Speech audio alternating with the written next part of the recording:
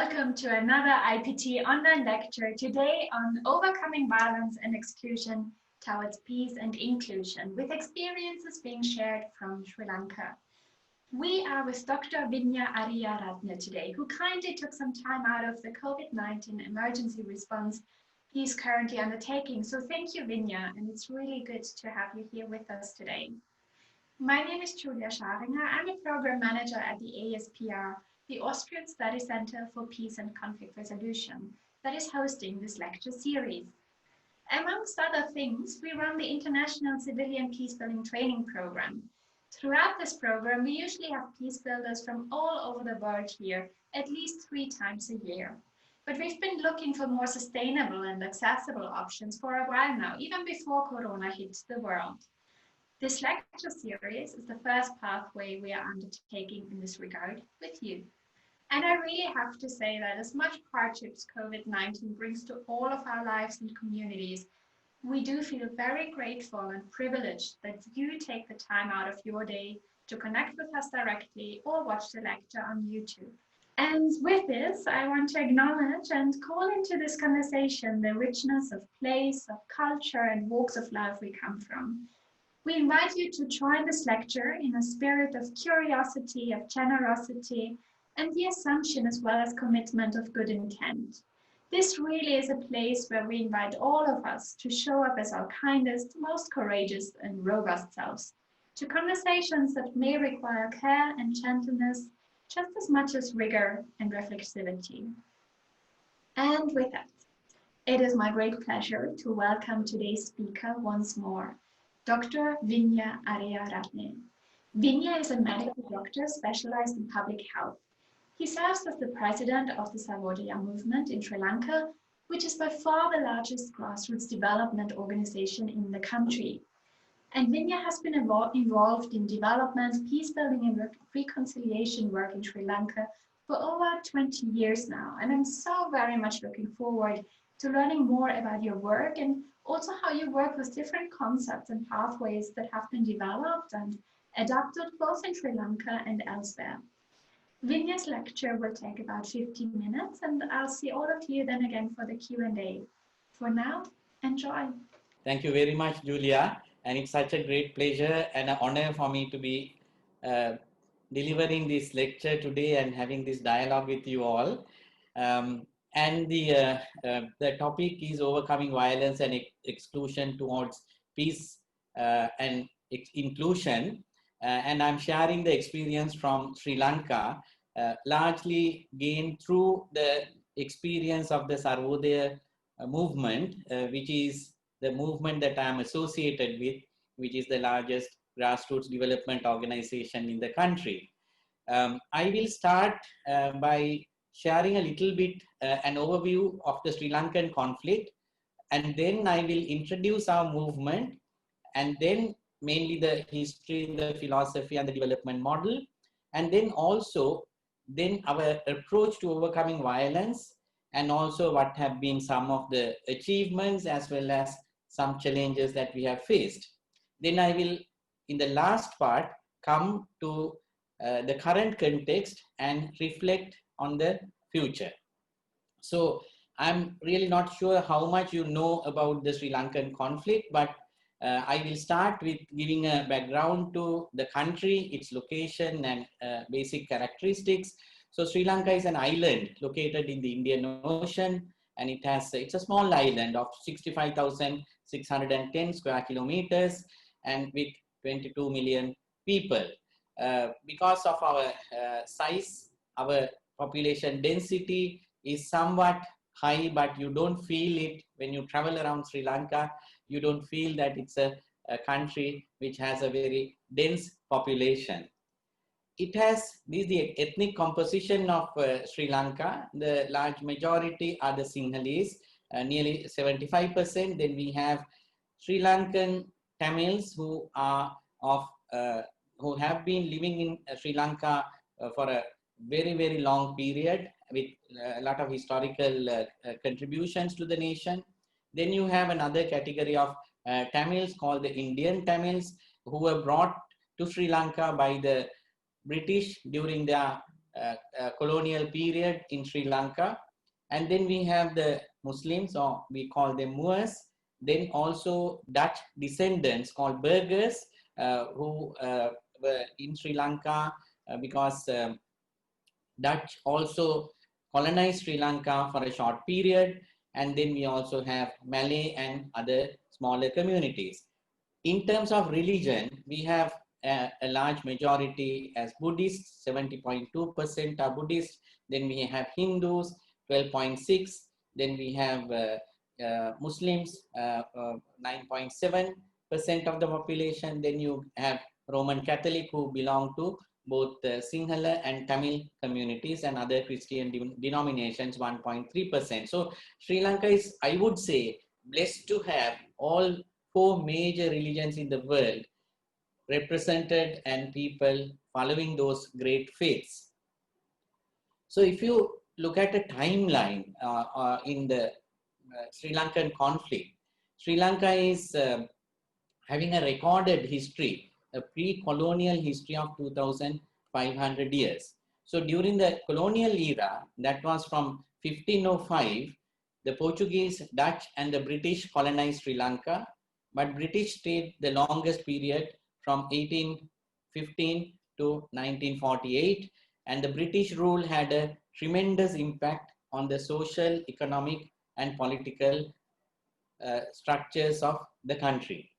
Then there was also, after we gained independence, there was a revival of Sinhala nationalism, which had come in waves, and very recently also we have faced this wave of nationalism, which is also an important factor that contributed to the conflict in Sri Lanka. Then there were certain legislations that were brought during the post-colonial rule in Sri Lanka, which also contributed to the racial disharmony, and which also resulted in the armed conflict 2 decades later. So one is the Sinhala Only Act. We have 3 languages spoken in Sri Lanka: Sinhala, Tamil, and English. So after independence, Sinhala was made the only national language, which was of course corrected later, but it was too late. That itself created a lot of tensions in our society between the Sinhalese and the Tamils. Then also when it comes to education and employment, there had also been certain legislations that have made the minority communities have less access to opportunities. Then also the communal violence which erupted in 1983 after the separatist guerrilla group was founded, and which lasted for 26 years. So the war ended in 2009, May 2009, and I would say the post-war period 2009 to 2015 was an important period in which there had been attempts to bring about peace and reconciliation, address some of the root causes that led to the conflict in Sri Lanka. But the change that happened in 2015 January didn't last the way that the civil society and also the peace-loving people of Sri Lanka expected. So there was a reversal in the government in 2019. So we are now, of course, that is the will of the people, and that's the mandate given by the people. We have a government which is more tilted towards Sinhala nationalism, and also having characteristics of an authoritarian regime. So we are facing a challenge today as civil society, how we deal with this situation to bring about lasting peace and reconciliation in Sri Lanka. So if you look at a timeline, there had been ups and downs. There had been intensified conflict in terms of both the physical violence, and then periods of tranquility, either short ceasefires or because both sides were exhausted and there was a willingness to talk to each other.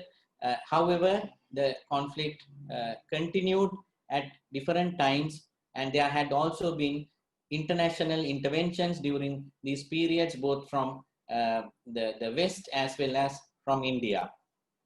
So coming to the movement that I represent, it's called the Sarvodaya Shramadana movement.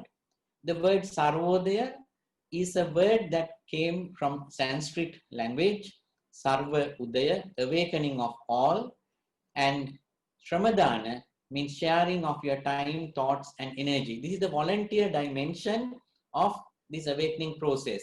Ours is largely a voluntary movement where people donate their time, their resources, and whatever the expertise that they have in uh, welfare work, in development work, and in trying to rebuild the country. So Sarvodaya Shramadana movement is a movement which tries to awaken the individual, the family, the village, urban communities, the country as a whole, and the world uh, as a whole as well. So we believe that this awakening process has to take place, or what we call development has to take place in 6 dimensions. Development is not just about having your physical needs fulfilled. It's also about spiritual awakening. It's about preserving the positive dimensions of your own culture. It's also about moral values, our interpersonal relationships, how we treat each other, despite differences that we have. And then social, of course, the social awakening or social development, where we try to fulfill the basic human needs. Then also how we address our needs through economic means which are fair to everybody. And finally, we need to have a governance system which treats everybody as equals. Therefore, how we do this awakening should also entail political awakening. So awakening process is spiritual, moral, cultural, and social, economic, and political. So that is the philosophical part of our movement's approach. And if you look at actually the evolution of the movement, it started in 1958 when a group of students and teachers from an urban high school in Colombo, the capital Colombo in Sri Lanka, went to a village which was a very poor village or poverty stricken village, where at that time they were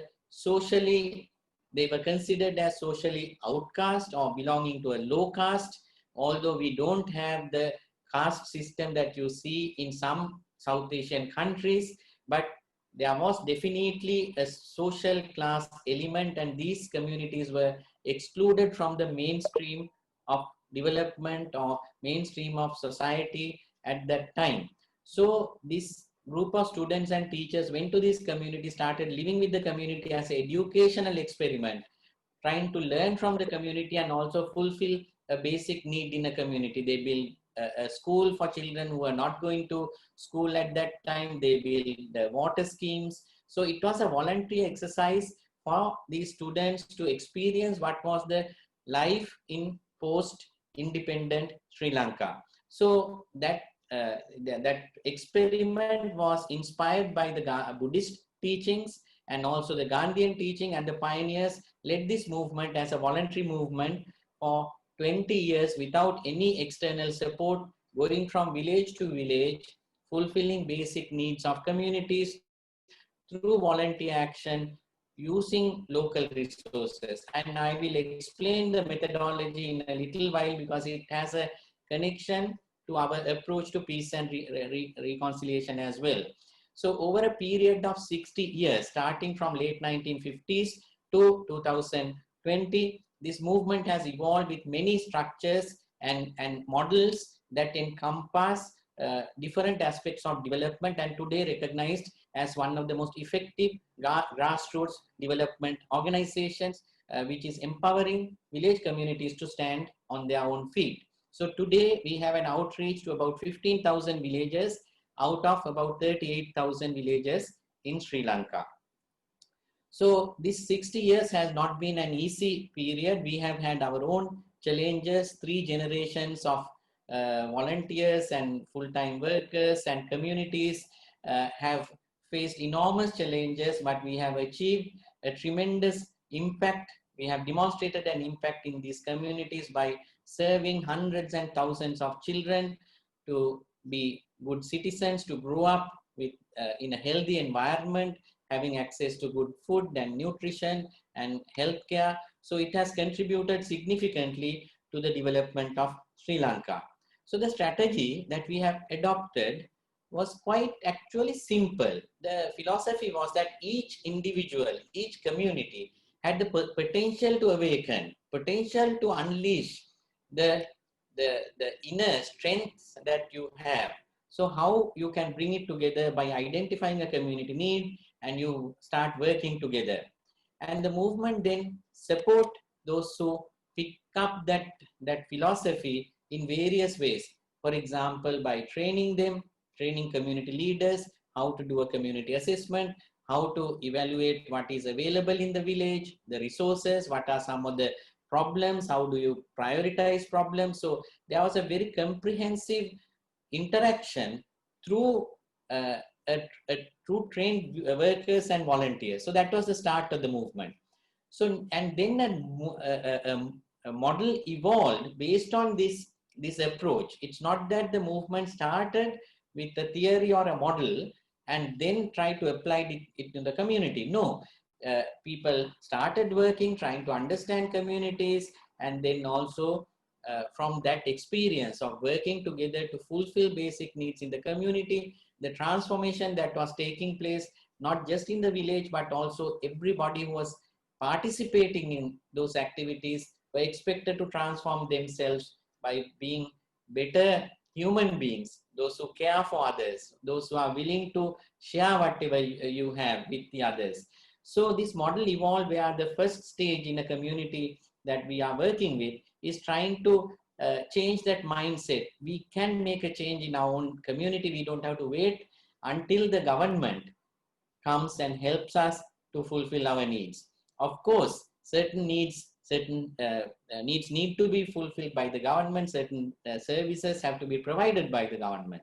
But there's a lot that you have to do on your own, and you can then sustain those gains that you have in the community without outside support. And this is particularly important at a time like when we are facing COVID-19 with lockdowns. Our communities where we have helped them to empower themselves are being able to manage better than communities who are not organized and who didn't go through this kind of development process.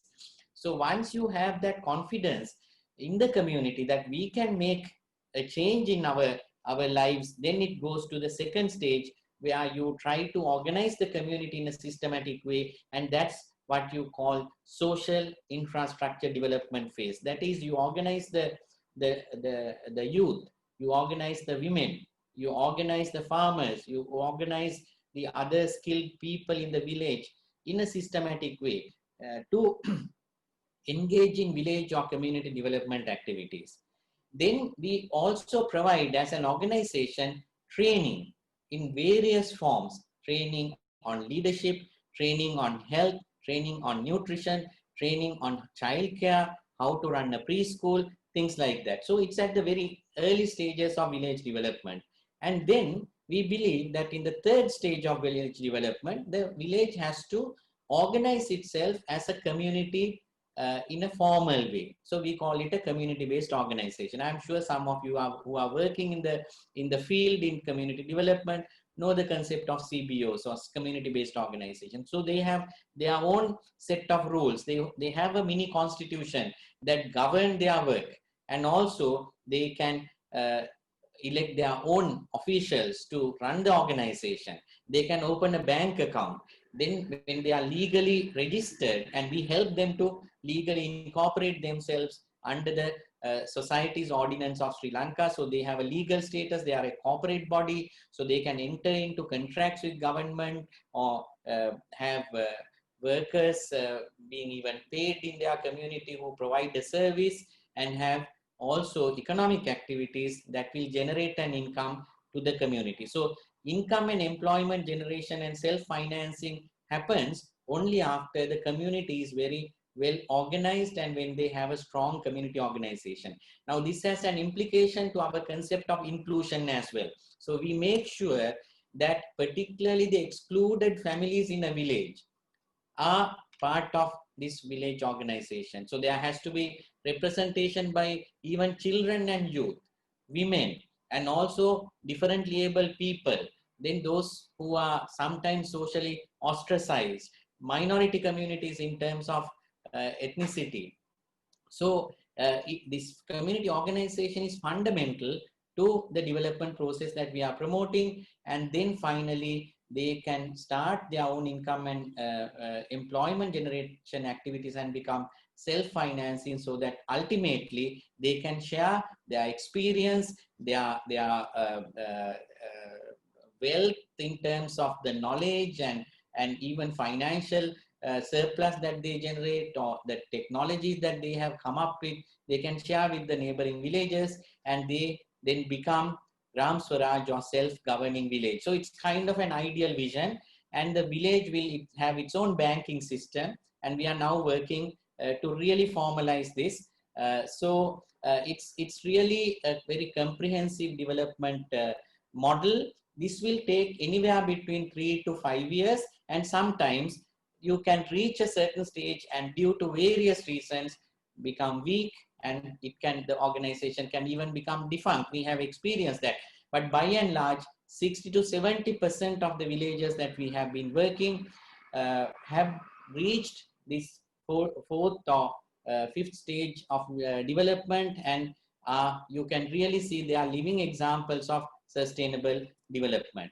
So I will not go into the details of this chart, but just to show that this process of 5-stage village development doesn't happen in a vacuum. You need to support these village processes. You need to give them basic knowledge through training. You have to sometimes even provide technical assistance. You also need to provide some financial assistance. So we have, of course, certain donors, development partners who support us in different areas. We have identified basic human needs that we try to fulfill. So in order for a given village to move through these 5 stages, we support through program units which are very decentralized. I'll show you a map in Sri Lanka which how it covers, and then specialized units are there. Some are related to youth empowerment, some are related to technology, some are related to microfinance and banking. So it's a very comprehensive process where we support different organizations, different communities through legally incorporated national organizations to achieve this target of awakening of a village.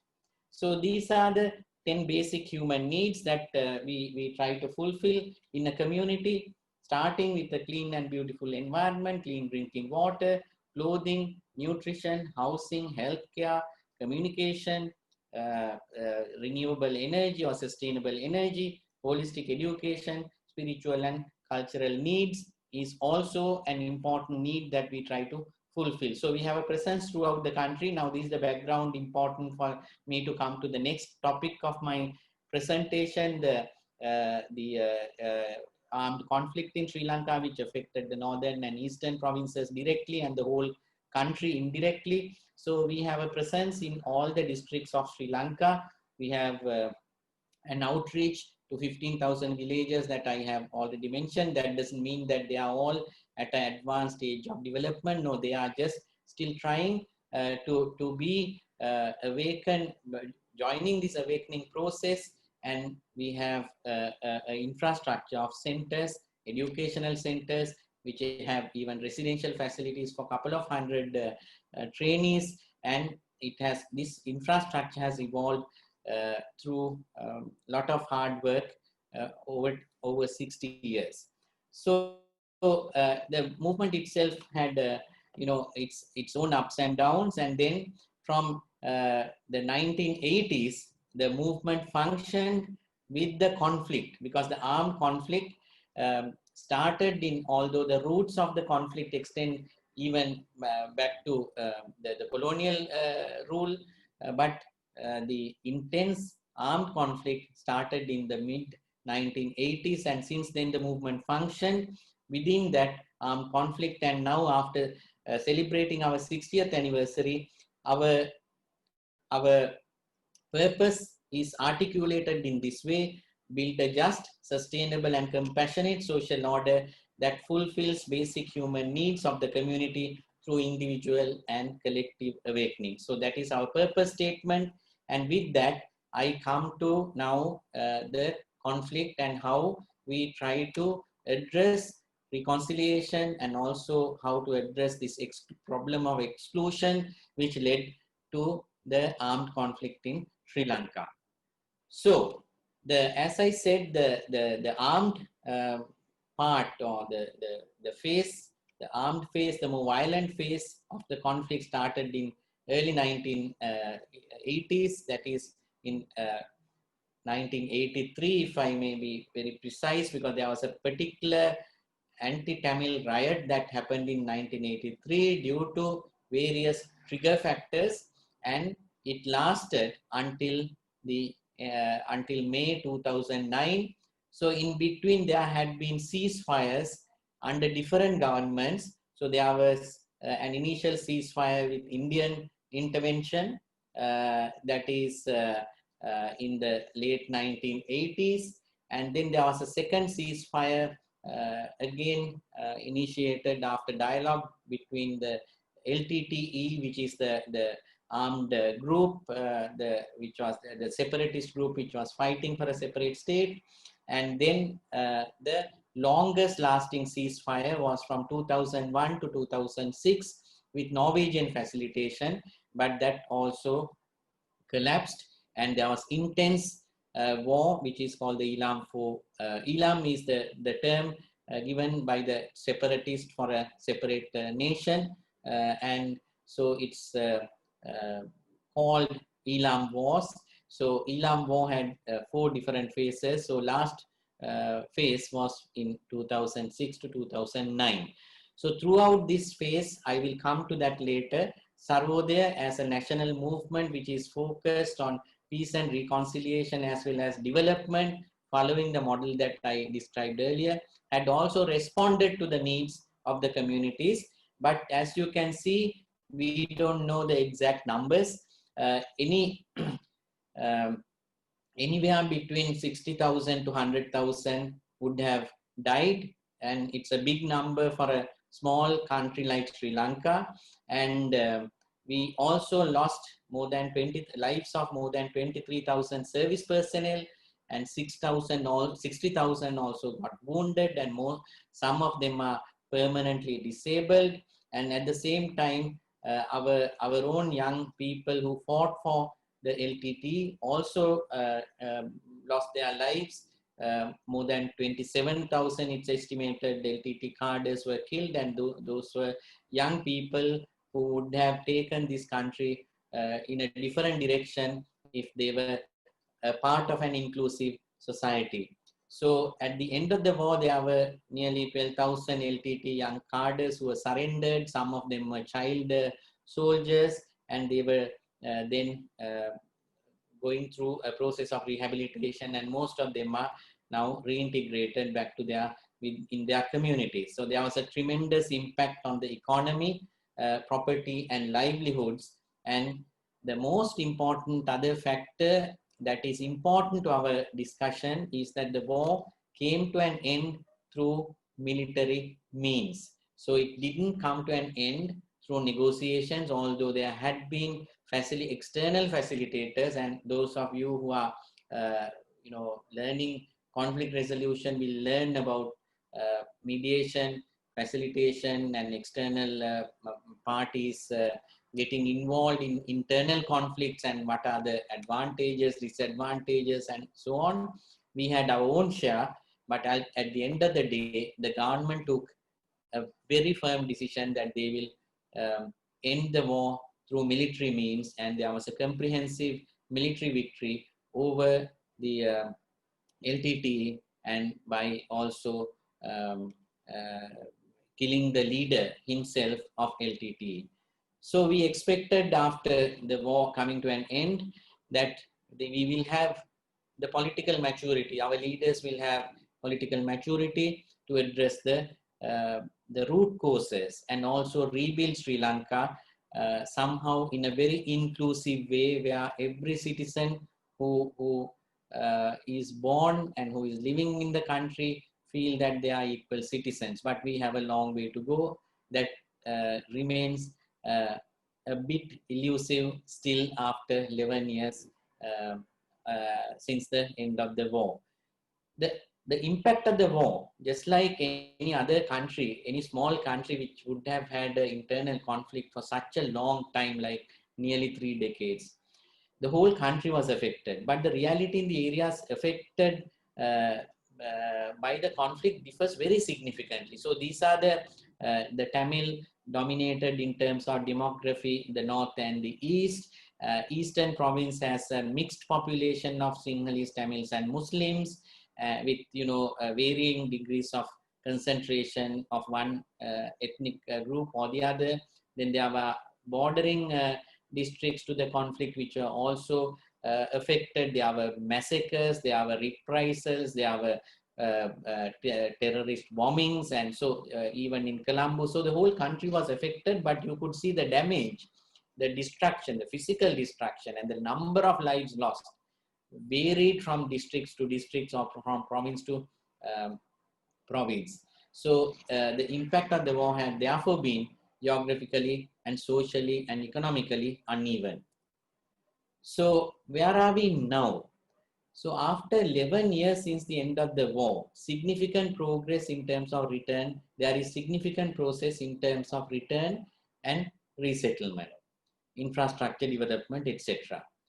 However, there is very slow progress towards reconciliation and addressing the root causes that led to a war. Therefore, I would say Sri Lanka is not in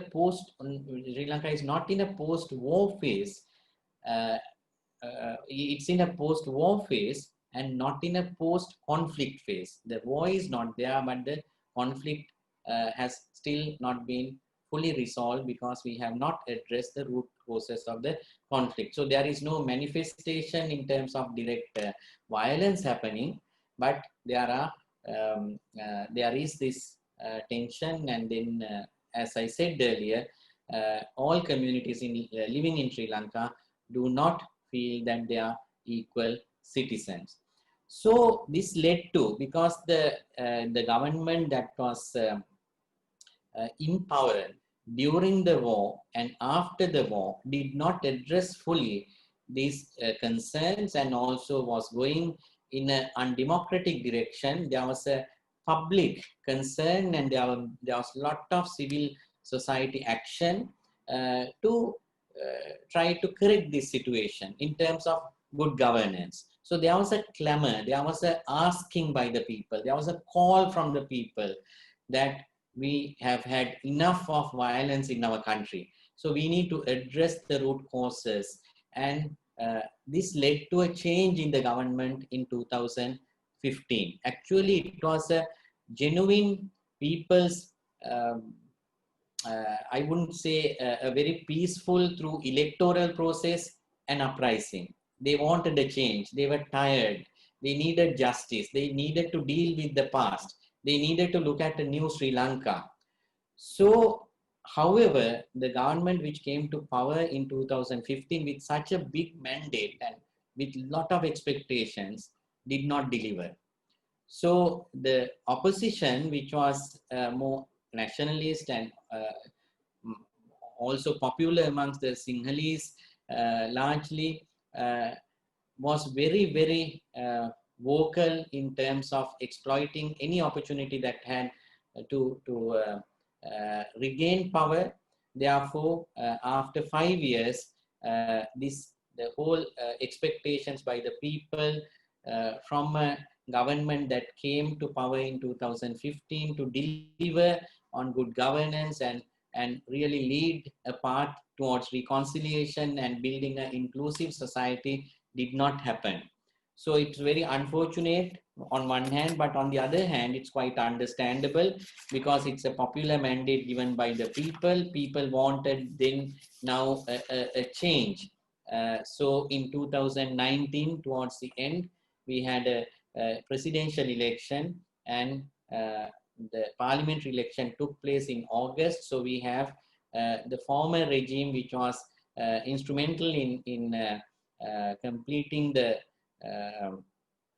war in terms of ending the war and not delivering on reconciliation, gaining power again, and we are moving more towards an authoritarian rule, a majoritarian rule, and it is within this context that we have to operate now. So let me now explain what has been our approach to reconciliation, or creating an inclusive society, how we address exclusion.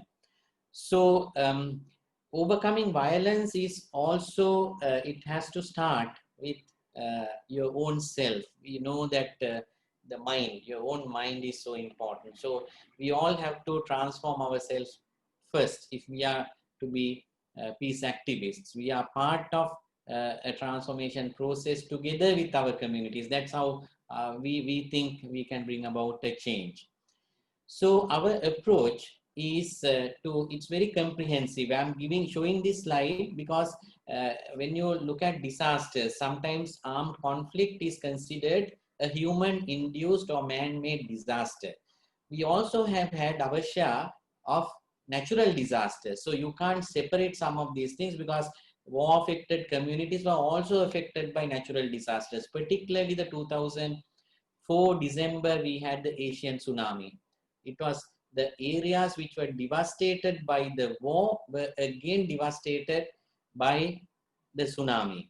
So it was like a double tragedy for those communities. So I want to show this. So there is this pathway where you have natural disasters. We had a cyclone in 1978, again affecting the eastern province of Sri Lanka, then also a breach of a big water tank bund, which collapsed and killed many people, then the tsunami of 2004. So there was a response as a humanitarian development organization, Sarvodaya response.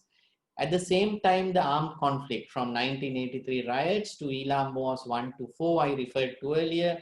And in 2009, with the end of the war, a massive humanitarian operation had to be conducted, and we were assisting the government also in addressing the needs of more than 300,000 people who were displaced. So our approach has been what you call 5R.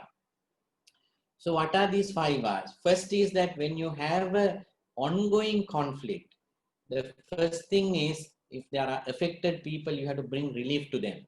That is, you have to provide for basic survival of individuals and communities. That's so important. Then you move on to rehabilitation, trying to restore normalcy to the degree possible, while you are trying to engage with conflicting parties to find a lasting solution. That's exactly what we did. And even ASPR trained facilitators from all sides and created a platform during that time to come to a settlement. Unfortunately, we all failed, but the skills that we developed, what we instilled in the communities are still there. That's what we are very happy about. I myself was a student like all of you 20 years ago, and I went through some training, and we tried to also gain the skills of negotiation, skills of facilitation, skills of mediation, and we used, and even today, though we were not able to resolve the armed conflict in Sri Lanka through peaceful means, we were able to intervene in many other situations and then protect the civilians and also resolve conflict. So that the knowledge that we have gained from ASPR and other places, it stays in our society, it stays in our institution. So hopefully this, even though we may not have succeeded fully, we could use in this entire process of providing relief to rehabilitation, then reconstruction is really restoring the collapsed structures and so on, particularly in reconciliation, bringing hearts and minds together. And I will show you in a minute the process how we do. And finally, what we do, what we say as reawakening, the 5th R is really getting the communities back to a sustainable, a path of sustainable development. So this is how we do it. So during this period, this 5R concept was applied. So it was, if there was displacement, we provided relief, and somehow or other try to do rehabilitation work if things settle down, encouraging them somehow to safely return to their own communities, and then also help reconstruct some of the structures that were physical structures that were affected, for example, schools, water schemes, then other community facilities, roads. So we continued with the development part because the entire country was not affected to the same degree in terms of access, security, and so on. So as a humanitarian organization, during this course of 26 years, we did intervene to the extent possible. And the last phase, myself and few others, through the facilitation of the parties which were also helping to resolve this crisis, try to intervene at track 2 level, or sometimes track 1.5 level, 1.5 level, to resolve the conflict. So, and coming back to the reality of a violent society, this is kind of a analysis coming from our own experience as a social development organization which has been promoting peace building. We analyze a violent society. There are two aspects to it. One is you have the violence towards self, violence towards yourself. And this happens even particularly when you have an armed conflict going, there is other generalized forms of violence happening in the society. So you have alcoholism, suicide, and drugs. All these are happening. These are violence towards yourself. So when you look at a violent society or overcoming violence, we cannot just concentrate on an armed conflict.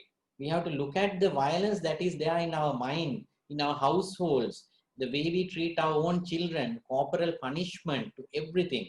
So in Sri Lankan society, we do get all these different forms of violence. And when you look at the other side, violence towards others, you get random violence. These are, mobs and, rape, murder, and things like that. Then you can have organized violence, criminal behavior, gangs, and of course the war. So when you analyze the root causes, on one hand, we see an economic dimension, poverty. So economic played a very important role. Then powerlessness as well. They were not part of decision-making process. If the communities feel that I am not a part of the decisions that are taken that affect me and my community, then of course you are disconnected from the rule of law even. So if the law doesn't apply equally to everybody, then you feel you are powerless. So combination of low income or poverty and powerlessness can lead to also depression. Then you have a low self-esteem. You may belong to a numerically minority community, numerically minority religion. But if you are not getting that freedom to express, freedom to follow the kind of cultural behavior which is not violating anybody's rights, then you of course will not feel that you are an equal citizen. So that can lead to a sense where there is no future, particularly for young people. That's why young people got attracted to insurrections in Sri Lanka. There had been 2 southern insurrections in Sri Lanka by young people, very educated, capable, talented young people. Then it leads to a culture of violence, and that culture of violence sustains further the culture of the acts of violence. So overcoming violence and exclusion, towards peace and inclusion, we need to look at the different dynamics that are happening at an individual level and a societal level. So our approach had always been, the Sarvodaya approach to inclusion had always been in 3 different spheres. First, we look at our consciousness, our own consciousness. What do we mean by that? It's how we think about ourselves, our own beings, our own spiritual lives, our interaction with others. That's the consciousness. Who am I? To what extent do I understand my own self, how I relate to others? That's so important, and collectively we call it consciousness. So there's a lot of work needs to be done at the level of the mind, individually and collectively, if we are to address a violent society. That alone is not enough. We need to look at the economics. How do we maintain our physical existence? How do we fulfill our basic needs? So I have cited the 10 basic needs that we would like to see fulfilled. There may be secondary needs, but we have to look at the basic needs, the food, the water, shelter, all those things. How do we get in the community? Otherwise, there is no way that you can give that dignity to a community. Even if you have your basic needs fulfilled, even if you have a positive consciousness, unless you have a, a good system of governance, or the question of power, how human beings govern each other's behavior for the good of all. So the politics also had to come. So this is kind of a framework. These are the determinants that we need to, basic determinants that we need to address to create an inclusive society, create a peaceful society. So during the last phase of the war, even though before the war came to an end, we intensified large gatherings of all communities coming together: Sinhala, Tamil, Muslim, Buddhist, Christian, Hindu, and Islam, all the communities coming together and expressing their solidarity for a peaceful resolution. Throughout the country, we organized peace meditation, peace marches, hundreds and thousands of people walking on the streets in silence. There were no placards carrying, just a loud, we call it a loud silence. And we think that it affected the minds of people. And then during the ceasefire, we were able to bring people from different communities together for a much bigger peace meditation. And that was a landmark in 2002, few months after the peace, the ceasefire agreement was signed with Norwegian facilitation. So we were able to do a lot of peace marches, and even in Colombo, the capital city Colombo, we brought together 200,000 people on the International Day of Peace. And that was the time that the ceasefire was very fragile, and there were reports of violations from both sides, but still people came together because they were clamoring for peace.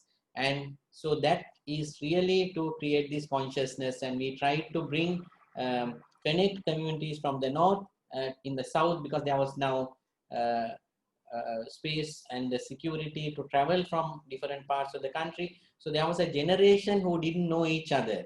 The Tamil communities, Sinhala communities, Muslim communities, particularly the young people. So we connected the Sinhala villages with Muslim villages, Muslim villages with Tamil villages, Tamil and Sinhala villages, and created kind of a network to understand each other.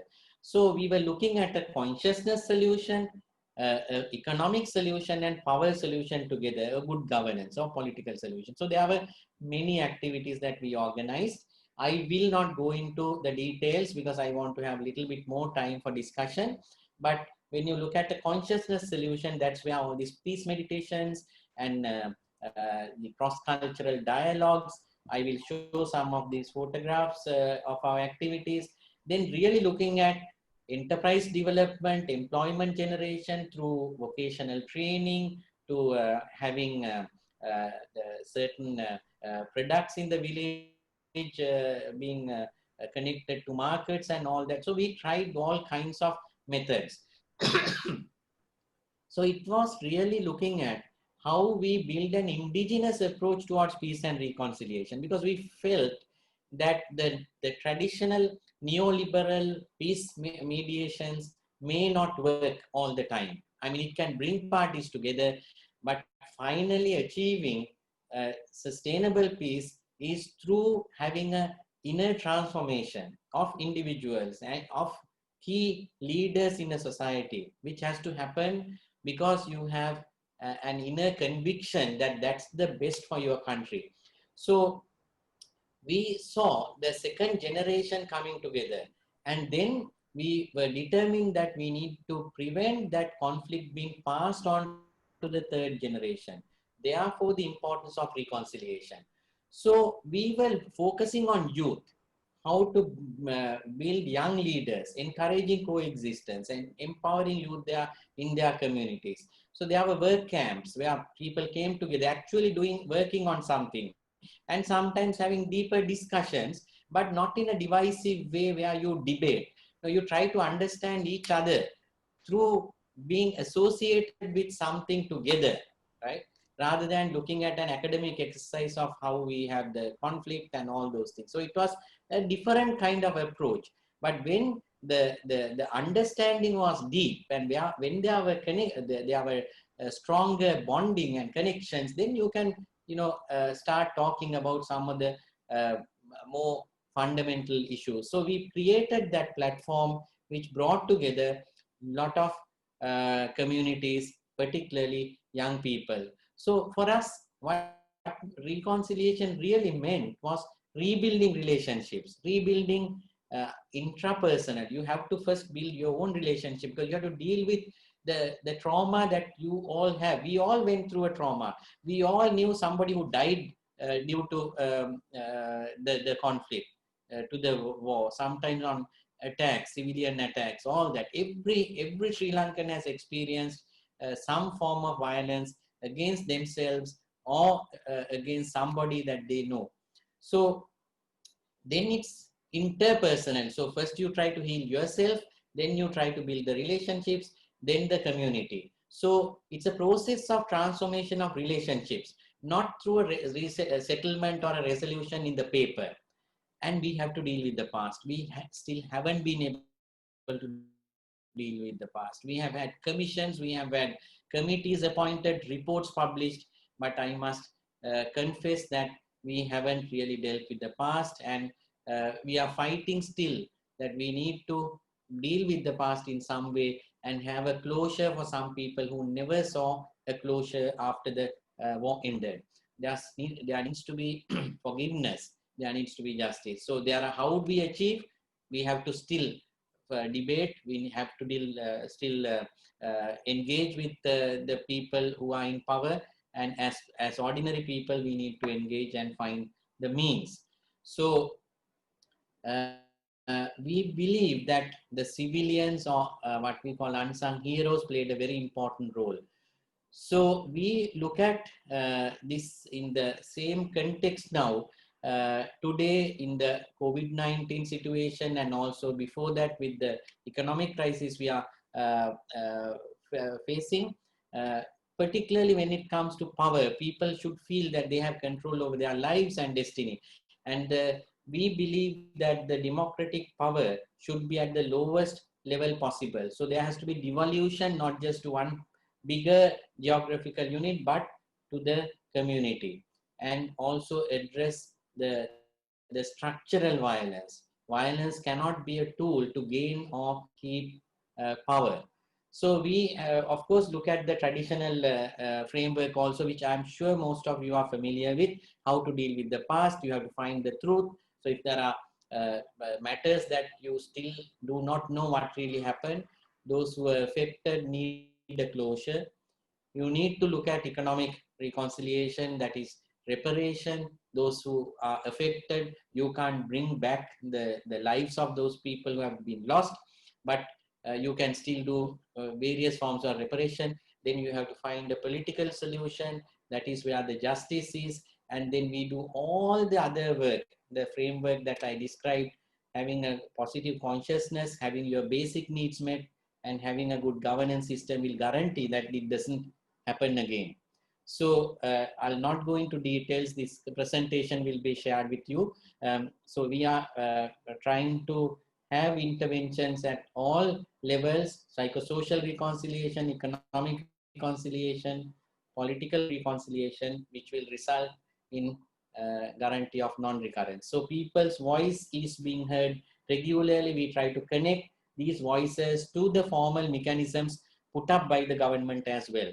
So this is called Deshodaya or National Reawakening, and we are working with religious leaders, particularly the Buddhist monks play a very, very important role, and connecting them very constructively, I think, going back to the roots of true Buddhist teachings. And it's really important that we have these younger Buddhist monks who are working as Buddhist, as peace activists, strengthen them, and we are making networks with them, and also direct engagement with them, with other, the religious leaders from other denominations, other faiths as well. This has been quite successful, but as you probably know, last year in 2019 April, we had a Islamic extremist group which mounted an attack on Easter Sunday in several Christian places of worship, in churches. Many people lost their lives, and even up to date, the scars of that terrible massacre is haunting many families, and we are trying to address these tensions also. And last full year, we have been concentrating on interfaith peace building with some organizations which are also doing similar work. So we focus on need-based mobilization. So it may not be the entry point, may not be looking at the armed conflict and its effects, but then look at maybe sometimes disaster preparedness, natural disasters, and now COVID. Most of the trained Buddhist monks and the other religious leaders are, as I speak today, even yesterday we had a online training for the village leaders, how to protect their communities, how to do quarantine, what are the steps in home quarantine, what do you do if you have a person in your community who is found to be COVID positive. So preparedness in a different way that brings communities together was important. Finally, I will end with this. Today, we are in a very major social, economic, and political crisis with COVID-19 compounding the situation. Luckily, for those of you who are not very familiar with the COVID-19 situation in different countries, Sri Lanka has reported a little over 5,000 COVID-19 cases. We have had very few deaths, only 13 deaths. We have a very robust public healthcare system where the detected individuals are quarantined and the contact tracing can happen very effectively, and all positive cases are treated in hospitals. So our approach had been quite effective from the very beginning. Therefore, we had been able to contain. But then 3 weeks ago, we are faced with a new cluster of infection which is spreading very fast. So I am personally, as a public health specialist, I am also involved in the national response. I co-chair the United Nations and WHO special committee that is addressing the COVID-19 epidemic in Sri Lanka. So we believe that the country still has systems and individuals who uphold values. That's why things are not collapsing. And also the younger generation feel that they don't have faith in these political structures or systems anymore. And also to compound their frustration is the fact that 2015 political change didn't lead to resolving this crisis. So current political leaders from all sides seem to be really working on their own self-interest and not in public interest. So all political parties are also in a crisis and disarray. So there is a call towards addressing the structural determinants. So a new approach is needed. So we believe that the new approach needs to be a citizen-centric bottom-up approach, which is also supported through a top-down process as well, which has to be directed towards a complete social, economic, and political transformation in Sri Lanka. It may sound very sort of idealistic, but it's possible because, as I have described, there are now more than 3,000-4,000 communities who are connected to the work that we are doing. And we believe that that can serve as a base for this long-term transformation. Then also we have professionals who are thinking very differently now, who really feel that, this climate change and also the international political structures, international economic structures are not going to work for us for our communities. I am sure it's the same with many countries that you come from. The realities in the southern hemisphere is quite different, and also the influences that we are having now with certain foreign powers, the new global economic powers, how they are trying to grab the resources from countries like Sri Lanka and smaller nations around the world. So we need professionals with integrity, and the younger generation and community leaders from all strata of society who have not entered party politics need to form a core of this movement. And we have also tried to try to help in that transformation, that movement, by creating our own movement called Deshodaya. It's the national reawakening, or kind of the governance movement of Sarvodaya, where we have five key strategies. One is community action, really empowering the community through the skills and knowledge, even using technology now, information communication technology. They have access to information in their mobile phone. And then leaders, we need leaders. New type of leaders are required, transformative leaders, leaders who like ecosystems, who respect nature, who respect human values, not just leaders who are trained in traditional conflict resolution. Then partnerships. We need to partner with artists, to economists, to others who can believe in a new vision towards transformation. And then through that, developing a new national agenda for Sri Lanka. And finally, it has to be, of course, reflected in the basic law of the country, that is a constitution. So these strategies are interrelated and they are mutually reinforcing and will run in a very coordinated manner. So that is despite the very sort of unfavorable situation we are in, we believe that we can mount a counter sort of force, and particularly starting with local government. I'll not go into details. We see that the local government is a basis for this transformation, where citizens engage with local government bodies as the first level of contact with the government, and this is an opportunity for us to lead this action. So in Sri Lanka, there are 341 local government bodies, and we believe that if these organized communities can connect with these local government bodies, and in a local government area, there are different communities who belong to different ethnicities and religions, and they can together develop this agenda to solve their problems at their own level, and assess the resources that they have.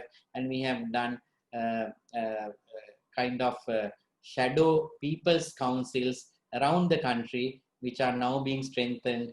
And then finally, on the leadership development, I'll not go into the other details. Leadership development, we have our own Institute of Higher Learning, which may be a precursor to setting up our own university. And we have had groups coming to Sri Lanka, and ASPR director Gudrun Kramer has facilitated even leaders from Palestine coming to this center. Actually, they lived in this center for a week and learned about the peace work, that peace and reconciliation work that we are doing.